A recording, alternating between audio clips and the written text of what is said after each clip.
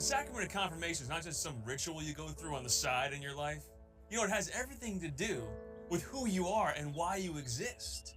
It helps you not just become more Catholic. It helps you become more you. See, we exist for a relationship with God, to know and love Him and serve Him, and to love other people as He does, and to be happy with Him forever. The sacraments of initiation bring us into that divine life of God, where we share in His life and become fully alive ourselves, fully who we are, and fully empowered to share His love with the entire world. And all the sacraments of initiation help us to do that. They empower us to do the impossible. And sometimes we're under the impression that we receive those sacraments of initiation, of baptism, confirmation, of Eucharist, because of the choice of our parents or our choice. Granted, these choices are involved, but primarily it's because God chose you first. In all these sacraments, He's choosing you. He's acting in your life. He's giving you His grace to live out the impossible. In baptism, He reached into your life, most of you as infants, and claimed you as His own, made you His son or daughter, and filled you with His own divine life, so that you can be called a child of God.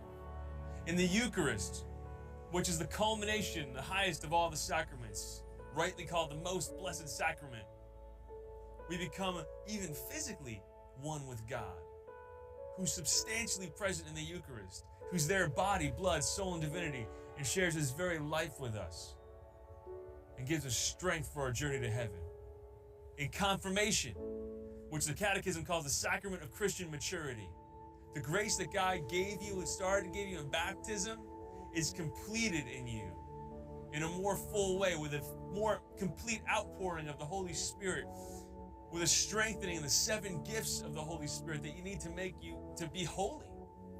And with the grace that the apostles were given, that same type of grace to be a courageous witness before the entire world of the good news of Jesus Christ.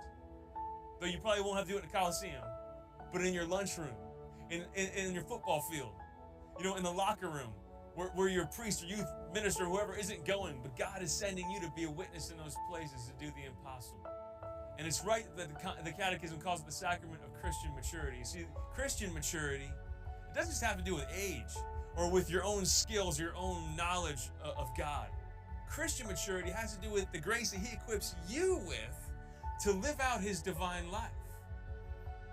And there's been saints throughout history and martyrs throughout the history of the church who were children who had achieved Christian maturity. One of my favorites is Blessed Jose Sanchez del Rio. There was a persecution of Catholics in Mexico in the early 1900s. He was part of a group that he knew very well could have gotten him killed, and he was thrown in jail. Before his dad could pay his ransom, the authorities got him out of jail, shaved the bottoms of his feet, and made him walk through the center of his village. The whole way he's walking, they said, "Listen, kid, just say one phrase, 'Death to Christ the King. We'll let you go home.'" And all he kept saying was, "Viva Cristo Rey. Long live Christ the King." "What do you want us to tell your family?" "Tell them I'll see them in heaven.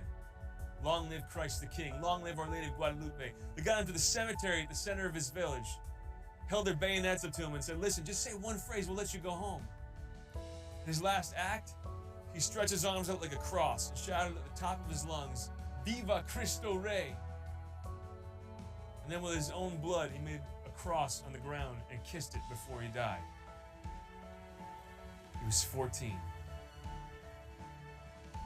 You can't expect much from me. I'm a teenager. Some of the greatest saints in the history of the church were teenagers. And frankly, the ones who weren't, it's only because they lived longer. They became saints while they were teenagers. You think we're doing this whole chosen program and all this stuff because of what we have to give you? It's not. It's because of what we know that you have to give the church and the world when you open your young heart to the grace of God. The grace is going to give you to live out the impossible in the sacrament of confirmation, to be that martyr/witness, not just in the way you die, and hopefully you don't die like Blessed Jose, but in the way you live your everyday life for Jesus Christ in love and service to the whole world.